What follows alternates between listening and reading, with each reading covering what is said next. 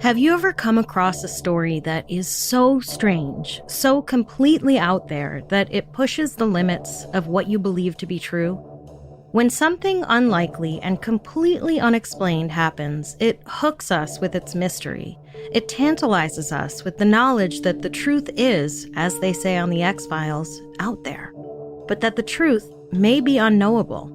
When something completely unexplained happens times 5, though, we find ourselves facing new levels of impotence when all we can do is shake our heads and wonder what happened and why. Welcome to Strange and Unexplained with me, Daisy Egan, who will admit that when I started writing this podcast nearly 3 years ago, I thought, how can there be enough strange and unexplained content to fill so many episodes? Oh, how young and naive I was back then. I could probably do this podcast for the rest of my life and still not cover every weird story out there, not to mention the new ones happening every day. It makes for a lot of content, but also a lot of sad and baffled loved ones left with nothing but questions. Today's story is one of the weirdest ones I've ever heard, the truly confounding story of the Yuba County Five.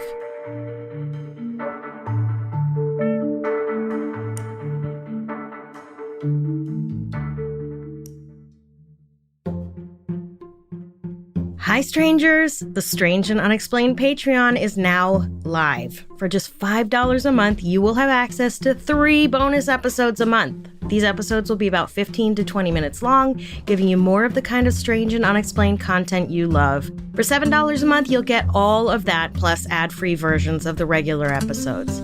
To join the Patreon, head to patreon.com/strangeandunexplained. See you there!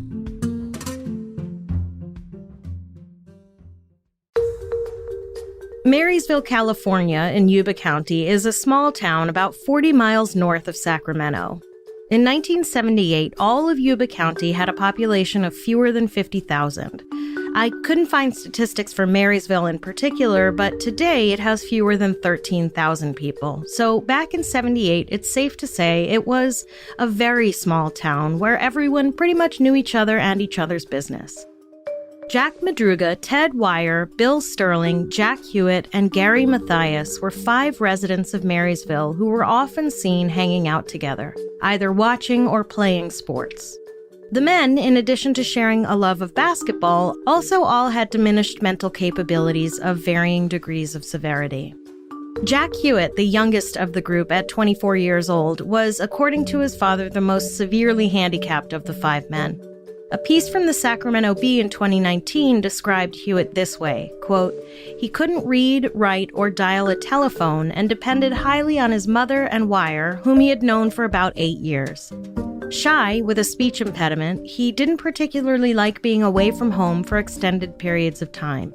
Certainly not overnight," his father said. Then Yuba County Lieutenant Lance Ayers, the case's lead investigator who died in 2010, was likely referring to Hewitt when he said that some members of the group had IQs as low as the 40s. Hewitt was considered by most to be Ted Wire's shadow, who, according to a 1978 Washington Post article, quote, looked after Hewitt in a protective sort of way and would dial the phone for him when Hewitt had to make a call. Wire was 32 and, according to the Sacramento Bee, quote, loved making new friends but lacked basic common sense, his brother Dallas said in an interview with the Bee. He once spent $100 on pencils for no particular reason, his parents told investigators, and would question instructions as simple as stopping at a stop sign, end quote. I mean, look, it's called retail therapy for a reason. If pencils were the thing that brought him joy, great.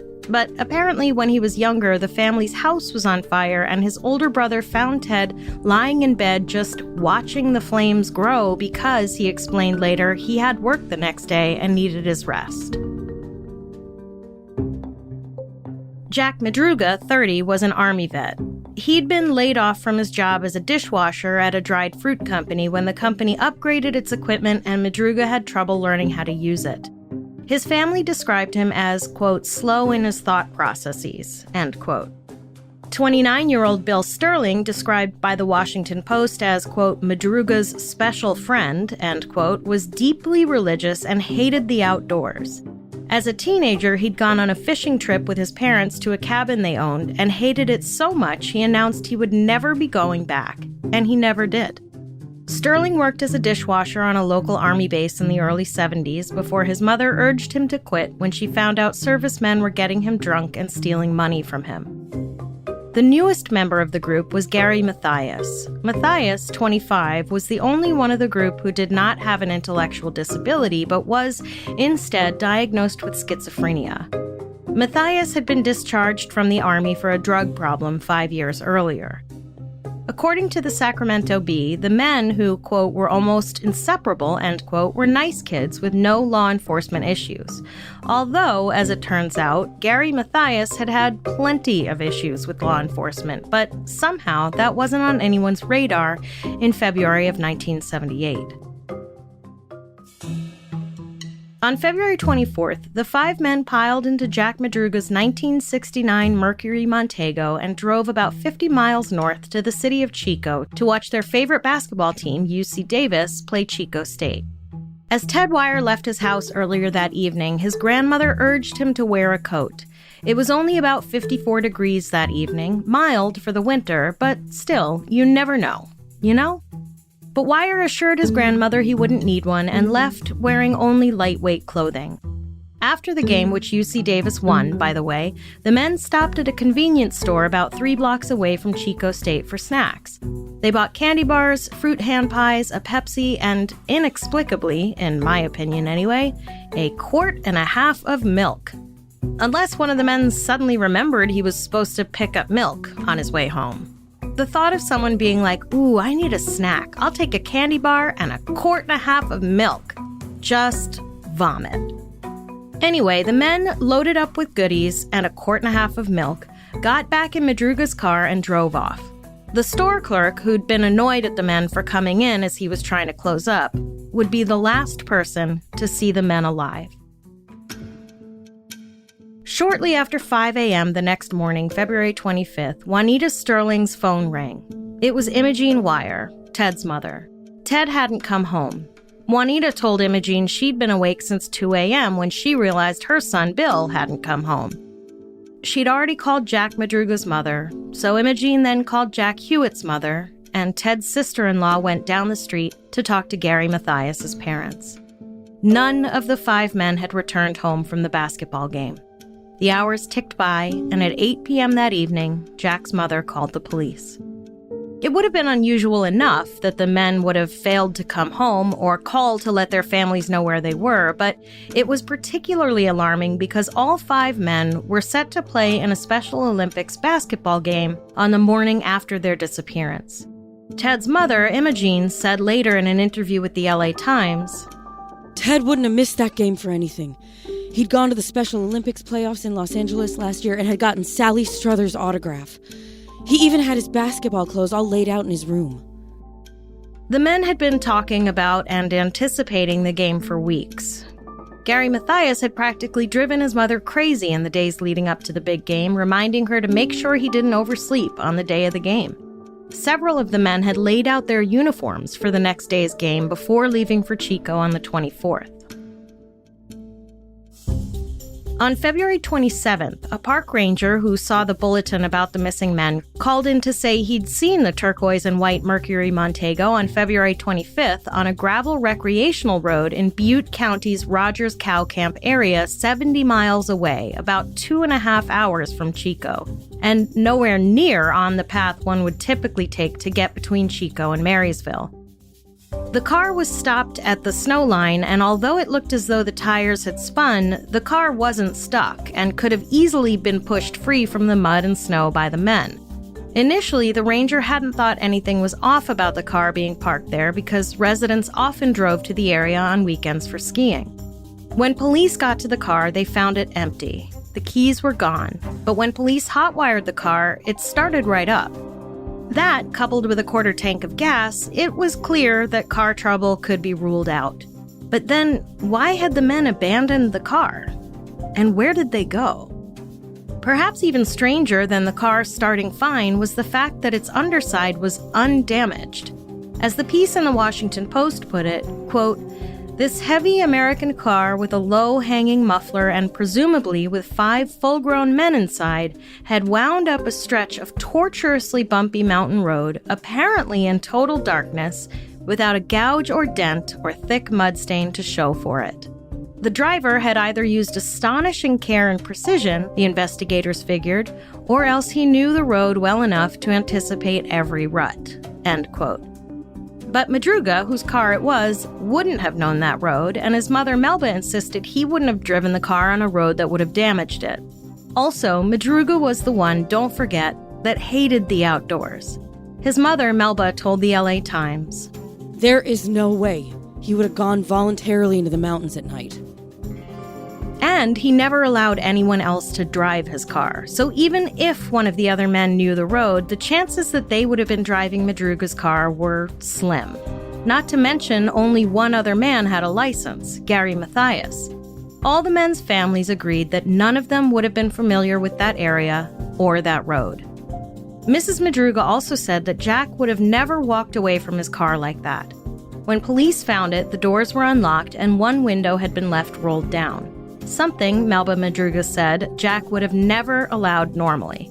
She told the Times, "I'm positive he never went up there on his own. He was either tricked or threatened." If they somehow managed to be there of their own volition, but by mistake, their families were sure they would have either stayed in the car to stay warm, or they would have gone back down the hill to the lodge they'd passed on the way up the mountain.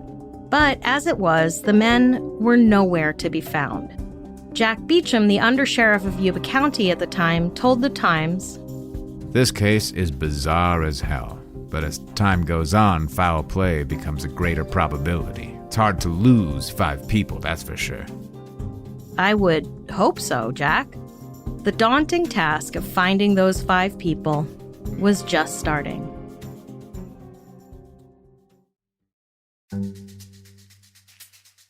No sooner had the search begun, literally the same day the car was found abandoned, when a blizzard rolled in, dumping 9 inches of snow on the area. The search team itself almost lost 2 people of its own 2 days into the search. They even had trouble getting their snowcats through the high drifts. And even with dogs, horses, and helicopters assisting in the weeks-long search, no trace of the men was found. Fortunately, as winter turned to spring, the snow melted, which made the roads more traversable. Unfortunately, that means that by early spring, they still hadn't found the men. In March, Madruga's parents reached out to psychic Gloria Elizabeth Daniel from a metaphysical, non-denominational church called the Tzadi. Ms. Daniel wouldn't speak to reporters, which I respect. I am far more likely to believe a psychic, insofar as I am ever to believe a psychic, if they're not interested in promoting themselves in the media. Confusingly, though, Gloria's husband told the press that they weren't working with the families, but with the sheriff's office. Sheriff Lance Ayers was skeptical, but willing to try anything he could to find the men. And apparently there was one more psychic weighing in. According to the Washington Post, quote, one told him the boys had been kidnapped to Arizona and Nevada. Another said the boys had been murdered in Oroville in a 2-story red house, brick or stained wood, with a gravel driveway and the number 4723 or 4753, end quote. Ayers said he spent 2 days driving all over Oroville looking for the 2-story red house with either of those addresses. It didn't exist. And then, later in March, Joseph Shans, a man whose car got stuck on the same road on the same night as the men, came forward to say he'd seen Madruga's car that night, as well as a pickup truck, though he wasn't entirely sure about the pickup truck. And then another witness came forward saying that at about 2 p.m. on Saturday, February 25th, she saw a red 1950s model pickup truck outside a store in Brownsville, about 40 miles northeast of Marysville and an hour's drive on the back roads from where the missing men's car was found. The woman asked not to be identified and only came forward after posters with a reward for information had been posted. But police called her a credible witness and said they were taking her information seriously. She said there were 2 men in the pickup truck, 1 in the store, and 2 standing by a telephone booth. And the owner of the store said he'd seen the men in front on both the 25th and 26th. He told the Times, "I'm pretty sure I saw Wire and Hewitt buying burritos, chocolate milk, and soft drinks. I can't be positive, but I remembered after the Brownsville woman asked me whether I had seen the poster." The first witness then identified Hewitt from a picture and said he'd been in the telephone booth, but Hewitt's brother told the Times that Hewitt hated using the phone and refused to do it. If he had to call home, he would have had Wire do it for him. Of course, he could have been in the telephone booth and not using the phone, though one might imagine if they had access to a phone, they might call someone for help. And unless there was a sixth member of this party at the store, this would have to mean that the men left the car in the mountains, got into some random pickup truck, and drove it away for some reason. No one had reported a stolen pickup truck, and a search of Brownsville turned up nothing. Plus, one would think a lot of people would have noticed a red pickup truck with at least 3 big guys riding in the back.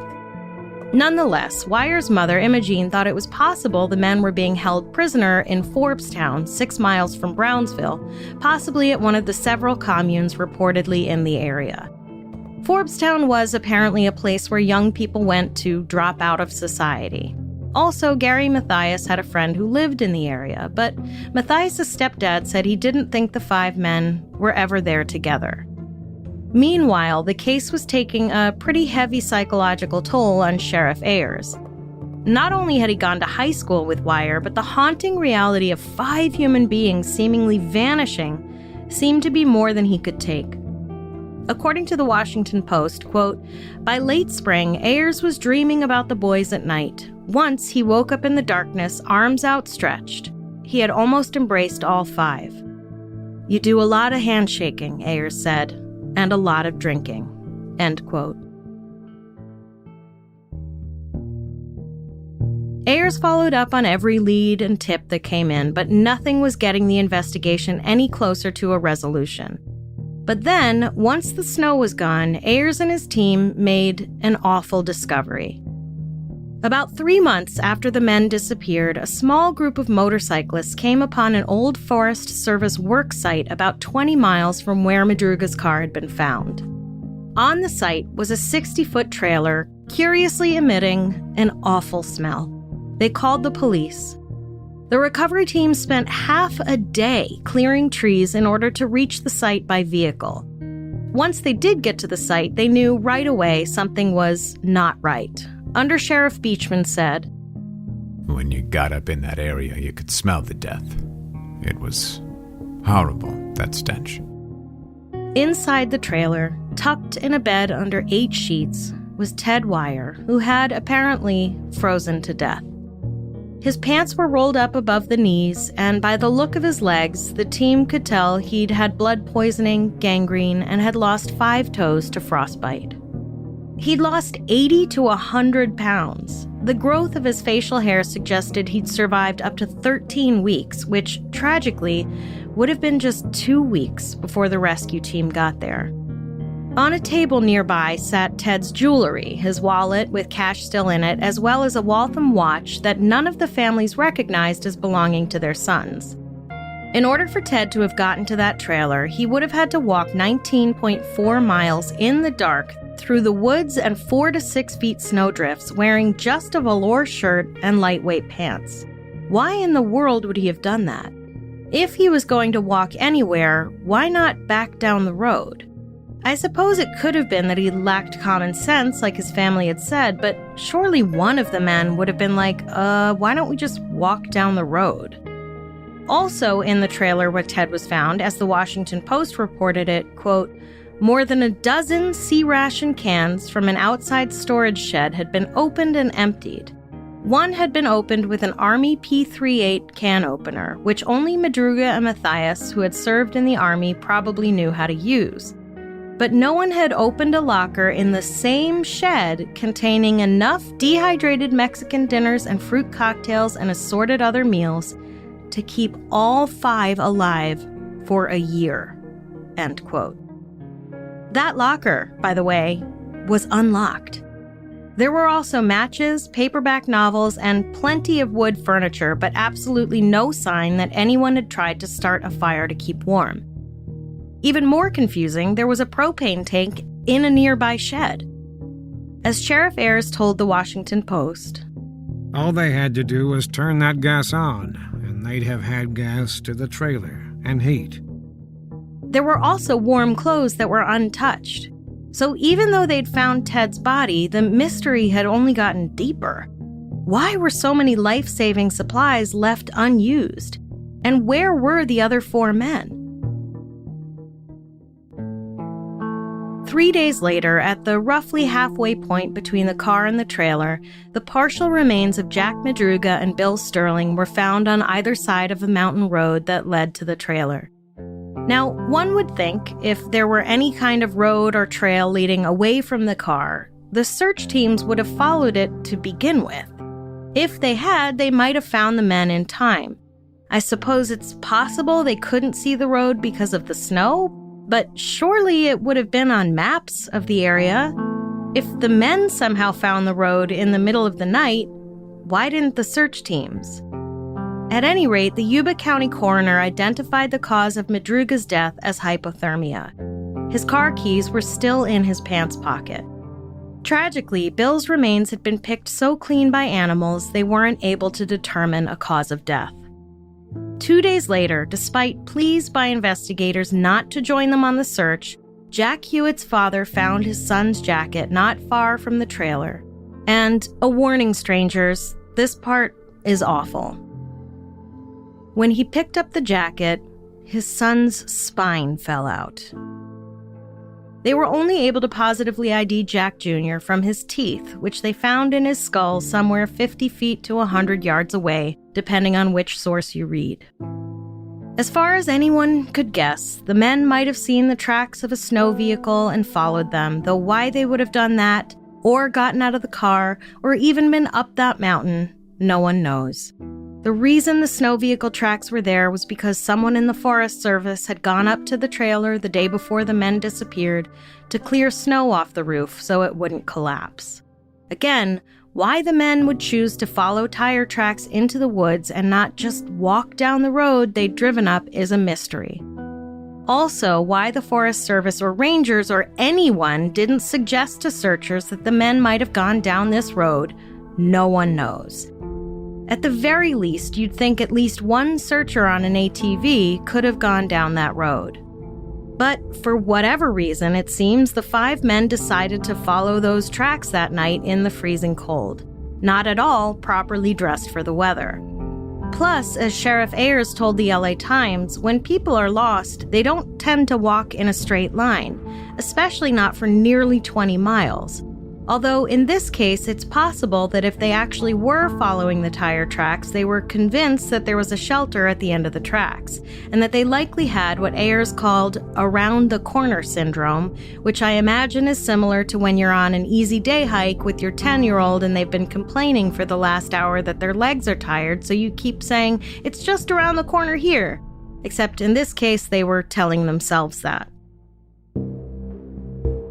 Investigators thought it likely that either Madruga or Sterling fell to the side of the road at some point during the initial walk away from the car, and because they were such close buddies, the other one opted to stay with his friend. They were likely exhausted and may have fallen asleep and frozen to death, which may explain why they were found so close together. There's also evidence that Wire wasn't the only one who'd reached the trailer. Because of the way he was tucked into bed, someone had to have been there with him. His hands were resting on his chest, but the sheets were tucked neatly around his body and head. Someone had to have been there with him. None of these discoveries helped answer the question of what exactly happened. Jack Madruga's mother, Melba, told the LA Times, "Things aren't right. They want to say they got stuck, walked out like a bunch of idiots, and froze to death. Why would they leave the car to go die? There's no sense to that theory. But we can't figure anything that works out right. There's no rhyme or reason to any of it."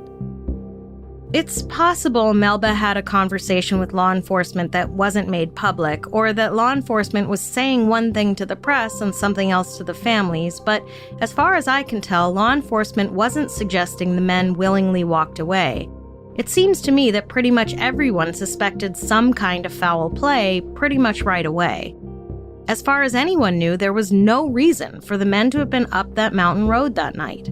It's also totally understandable that the mother of a man who was found dead under these circumstances would be incredibly frustrated and angry.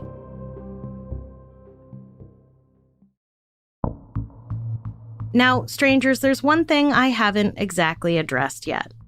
4 bodies had been found, but 5 men had gone missing. Jack Madruga, Ted Wire, Bill Sterling, and Jack Hewitt were dead. But where was Gary Mathias?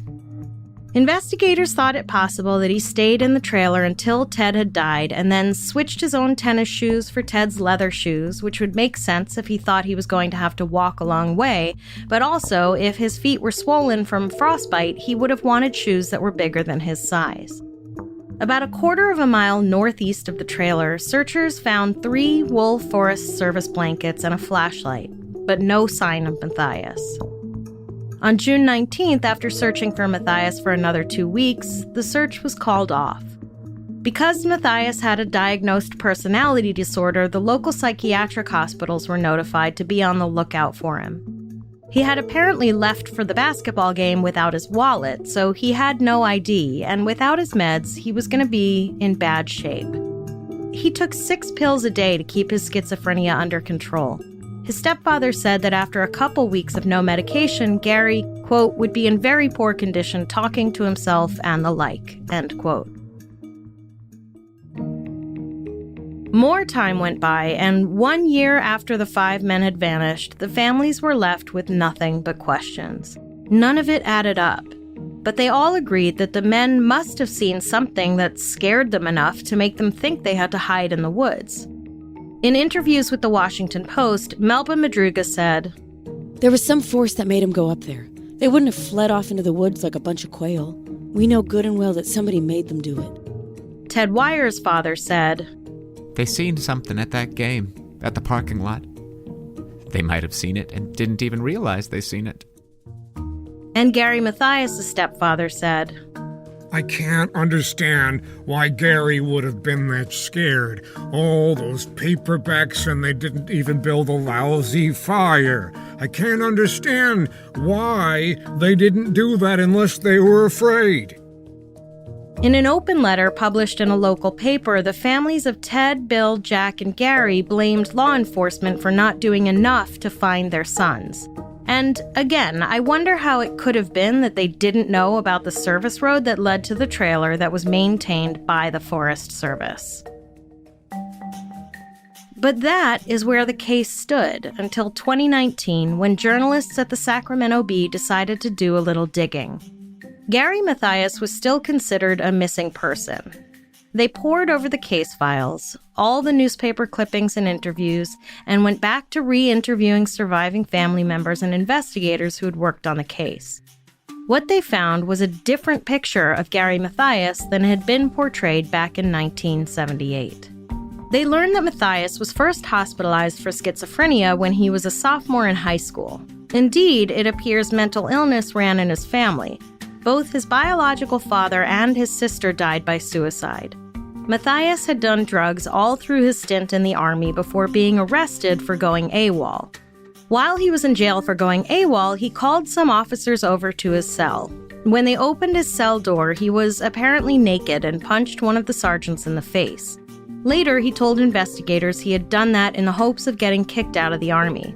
His plan worked, and he was medically discharged. Later that same month, Mathias was caught sexually assaulting his cousin's 17-year-old wife while she was sleeping. Mathias accepted a plea deal for the attempted rape charge and served just 8 months for the assault on the officer at the jail. A few months after getting out of jail, Mathias, high on meth and Benzedrine, visited the house of a couple he knew and threatened their 3-year-old daughter. The couple kicked him out, and Mathias pounded on the door and screamed until police came.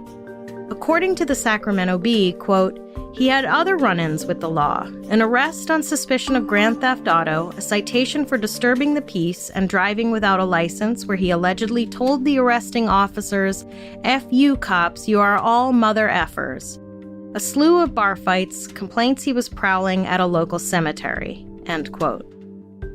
Matthias had also been admitted to psychiatric hospitals on a number of occasions and had managed to escape from at least 3 of them. In 1975, he moved to Oregon completely out of the blue, and when his parents pleaded with him to come home, he showed up at their door 5 weeks later, having walked the entire 540 miles back to Yuba County. Later that year, Matthias broke into a couple's home and told them he was looking for a ring to return to Saturn. He also told them they were in his house and he was there to collect rent. However, after the last run-in with the law, Matthias managed to get back on and stay on his meds and held down a steady job in his stepfather's gardening business. He was so stable, in fact, that his doctor referred to him as, quote, one of our sterling success cases, end quote.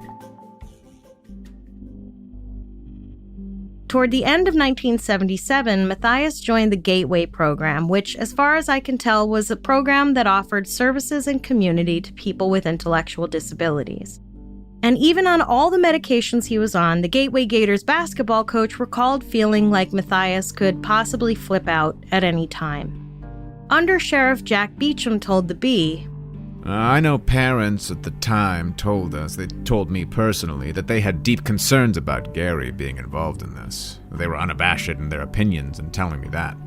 And the other 4 were always together. They walked a lot of places together, always together, and he just was a different personality type. He didn't meld with the other 4, according to the parents. And then, according to notes from an interview with law enforcement following the disappearance, a friend of Matthias's told investigators that Matthias had repeatedly told a friend that he had a dream in which he and several other people would disappear. And so, inevitably, some people believed that Gary Matthias was somehow responsible for the deaths of his 4 friends.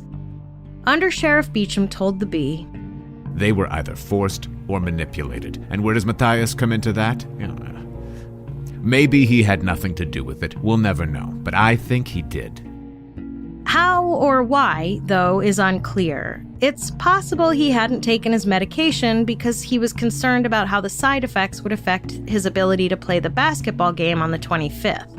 But it's hard to imagine he went from stable to dangerously psychotic in a matter of hours. And it doesn't explain how the car got up the mountain with no damage on it. Maybe Matthias was having some sort of relapse and thought they were in danger and somehow convinced them to flee. But flee really slowly and carefully up a dark road? Plus, where did he go? Some people believed he could have survived fine on his own, but without his medication, that's hard to believe. Surely, if he did manage to end up in a nearby town or something, someone would have recognized him from the numerous stories in the papers, or he would have ended up in another dust-up with the law. But if he was the person who tucked Ted Wire into his deathbed 8 to 13 weeks after they apparently got to the trailer, why wouldn't he, an Army veteran, have known to start a fire or check the unlocked locker for more provisions long before his friend froze to death? Why wouldn't he and Wire have changed into the warmer clothes in the trailer? None of it makes any sense. And still, over 40 years later, there are no answers. It's maddening to wonder but never know what led those men out there that night, and to see all the missed opportunities they had to save themselves. It's maddening to not know if the fate of Matthias was the same as his companions, or whether they suffered at his hands. It's maddening that no amount of research or evidence has led us any closer to the truth. Maddening and strange, and still, after all this time, unexplained.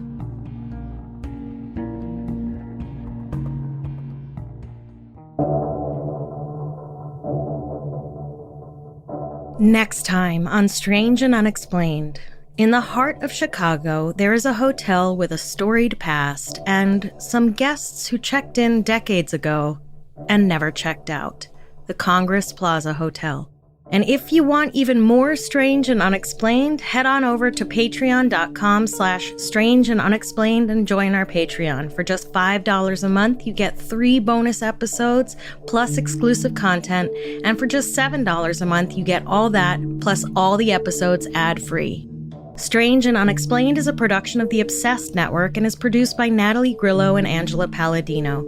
This episode was written by me, Daisy Egan, researched by Jess McKillop, edited by Eve Kerrigan, and sound engineered and mixed by Jennifer Swatek. Our voice actors for this episode were Jordan Kai Burnett, Ryan Garcia, and Luther Creek. We have a lot of fascinating and bizarre stories to share with you this season, but we want to hear your episode suggestions as well. If you have a story for something you'd like us to cover, whether it's a well-known case or something that happened in your town that the world hasn't heard about yet, head over to our website, strangeandunexplainedpod.com, and fill out the contact form. If you like our show, please do help us out by giving us a 5-star rating and glowing review wherever you listen to podcasts. Our critics are vocal and unafraid of submitting those 1-star reviews. If you don't like the show, feel free to give a 1-star and a scathing review. The name of the podcast is Breaking Battlegrounds.